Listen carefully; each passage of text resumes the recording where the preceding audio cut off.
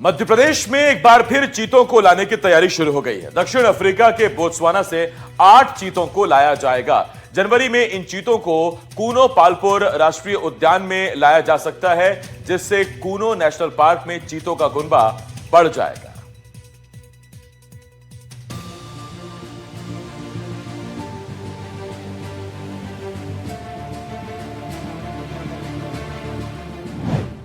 मध्य प्रदेश के Kuno national park में जल्द ही चीतों का कुनबा बढ़ने वाला है। जल्द ही कूनो के बड़े बाड़े में 8 और चीते सरपट दौड़ते आपको दिखाई देंगे।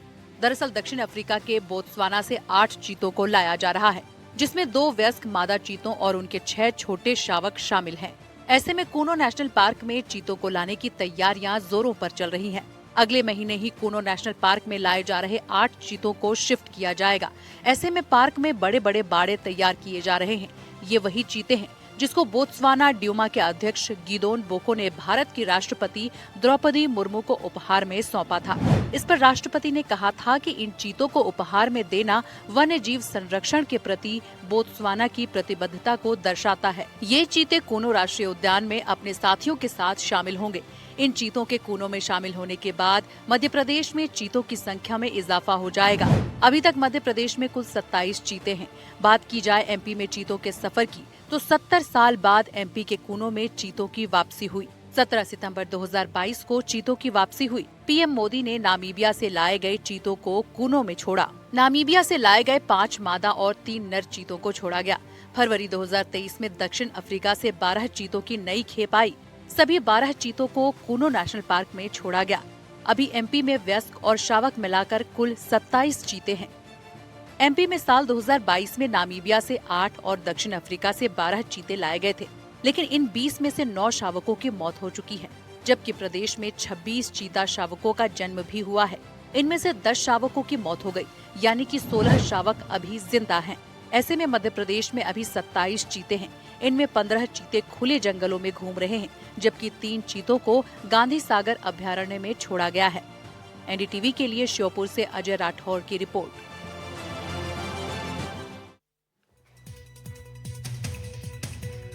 मध्य प्रदेश के जंगलों के बीच अब सड़क सिर्फ सफर का जरिया नहीं रही, बल्कि वन्य जीवों की सुरक्षा का नया हथियार बन गई है।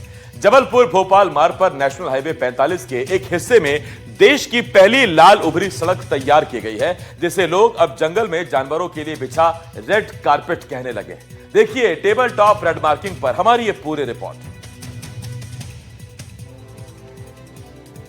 हरे भरे जंगल, बीच से गुजरती एक चमकदार लाल सड़क और रफ्तार अपने आप कम करते वाहन। ये नजारा है मध्य प्रदेश के वीरांगना दुर्गावती टाइगर रिजर्व का, जहां नेशनल हाईवे नंबर 45 पर देश की पहली रेड टेबल टॉप रोड बनाई गई है। जहां नेशनल हाईवे नंबर 45 में देश की पहली रेड टेबल टॉप रोड बनाई गई है। ये सड़क दिखने में भले ही खूबसूरत लगे, लेकिन इसका मकसद बेहद गंभीर है, वन्य जीवों की जान बचाना। नरसिंहपुर जिले में NHAI ने देश का पहला ऐसा प्रयोग किया है, जहां हाईवे पर 2.5 मिलीमीटर मोटी टेबल टॉप रेड मार्किंग की गई है, जिसे आने वाले दिनों में 5 मिलीमीटर कर दिया जाएगा। इस प्रयोग का मकसद सिर्फ इंसानी जान बचाना ही नहीं, बल्कि अभयारण्य क्षेत्र में वन्य प्राणियों की सुरक्षा भी है। एनडीटीवी पर आपको दिखाया जा रहा है कि हिंदुस्तान में ये पहला प्रयोग किया जा रहा है NHAI के द्वारा। जो संस्कारधानी और राजधानी को जोड़ने वाला ये हाईवे है, वहाँ अभ्यारण्य में इस तरह के रेड ब्लॉक बनाए गए हैं, जिसका उद्देश्य है कि जब गाड़ी यहाँ से गुजरे तो ड्राइवर को थोड़ा सा झटका महसूस हो, जिसके चलते ना तो उसकी नींद लगे और ना उसका ध्यान यहाँ वहाँ भटके। कुछ दिन पहले इसी इलाके में तेज रफ्तार वाहन की टक्कर से एक चीते की मौत हो गई थी। इसके बाद सवाल उठा, क्या विकास की सड़क जंगल की जिंदगी छीनती रहेगी? इसी सवाल का जवाब बनी ये लाल उभरी सड़क। करीब 2 किलोमीटर लंबे घाट सेक्शन में सड़क पर 2.5 मिलीमीटर मोटी लाल टेबल टॉप मार्किंग की गई है। सड़क पर कारपेट की तरह बिछे ये लाल ब्लॉक ड्राइवर को डेंजर जोन का संकेत देते हैं। जैसे ही वाहन इस हिस्से में प्रवेश करता है, हल्का कंपन महसूस होता है और ड्राइवर अनजाने में ही ब्रेक लगा देता है। घाटी सेक्शन और अंधे मोड़ों पर लगाए गए ये ब्लॉक तेज रफ्तार वाहनों को खुद ब खुद धीमा कर देते हैं। रात के समय ये रेड ब्लॉक रिफ्लेक्टर का भी काम करते हैं, जिससे विजिबिलिटी बढ़ती है। यात्रियों की जान बचाने के उद्देश्य से इस अभ्यारण्य में ये प्रयोग किया गया है। करीब 2 किलोमीटर तक ये रेड कॉर्पेट जैसे पट्टे, ये ब्लॉक है, ये ब्लॉक लगाए गए हैं। ये जो इसकी जो परत है ये लगभग 2.5 mm की है। अभी इसके बाद 2.5 mm की परत और लगाई जाएगी। कुल मिला के 5 mm की परत होगी, जिससे जो यहाँ यात्रा कर रहे हैं उनको यहाँ, एक तो यहाँ जो जानवर हैं उनको वो सुरक्षित रहें, दूसरे जो यहाँ ट्रक ड्राइवर्स आते हैं, अन्य ड्राइवर्स आते हैं, जिनकी नींद ना लग जाए, कहीं झपकी ना हो जाए, क्योंकि सामने अंधा मोड़ है। ऐसे हालातों से बचाने के लिए जो रात में रिफ्लेक्टर का काम करते हैं, रेड ब्लॉक जो बनाए गए हैं, एक कॉर्पोरेट जैसा हालात यहाँ दिखाई दे रहे हैं। करीब 2 किलोमीटर के इस एरिया में ये पूरा काम किया गया है। ये पहला प्रयोग है। यहाँ ना कोई स्पीड ब्रेकर है, न बड़े बड़े चेतावनी बोर्ड, सिर्फ सड़क ही ड्राइवर से बात करने लगती है। लाल रंग दूर से ही चेतावनी देता है, सावधान, आप जंगल से गुजर रहे हैं। ट्रक ड्राइवर भी इस प्रयोग को बेहद अच्छा बता रहे हैं। हम ड्राइवर को, हमको नींद आती है तो इस पे हमारी गाड़ी चलती है, तो गाड़ी दूजने के कारण हमको हमारी आंखें नींद झपक आती है और नींद खुल जाती है और हम सावधान हो जाते हैं। ये रोड का काम हमें बहुत अच्छा लगा।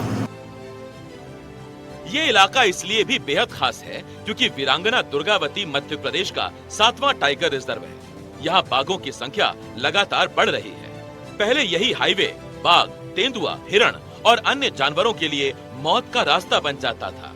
आंकड़े बताते हैं कि पिछले 2 सालों में प्रदेश में सैकड़ों वन्य जीव वाहन टकराव का शिकार हुए। लेकिन अब ये सड़क बन जाने से जंगली जानवर तो सुरक्षित रहेंगे ही, साथ ही रास्ते से गुजरने वाले यात्रियों के लिए भी ये रास्ता बेहद रोमांच से भरा हुआ रहेगा।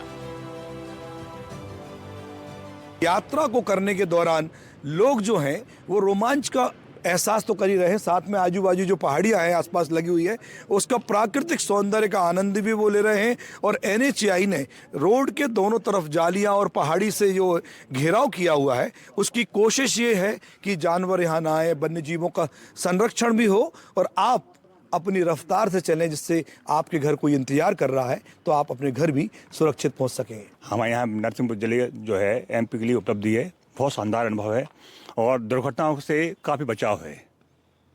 सबसे बड़ी दुर्घटनाओं से कैसे बचाव है? आप तो लगातार यात्रा करते हैं यहाँ से। कहीं ना कहीं ये संस्कार धानी से राजधानी को ये तय करता है NH 45 रोड जो है।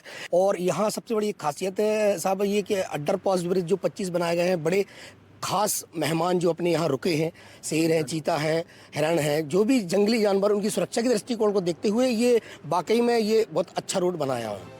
ये सिर्फ लाल सड़क ही नहीं बल्कि इस हाईवे सेक्शन में करीब 25 वाइल्ड लाइफ अंडरपास, फेंसिंग और अन्य सुरक्षा इंतजाम भी किए गए हैं। ये पूरा प्रोजेक्ट 2 लेन से 4 लेन विस्तार का हिस्सा है, जिसमें विकास के साथ पर्यावरण संतुलन को भी ध्यान में रखा गया है।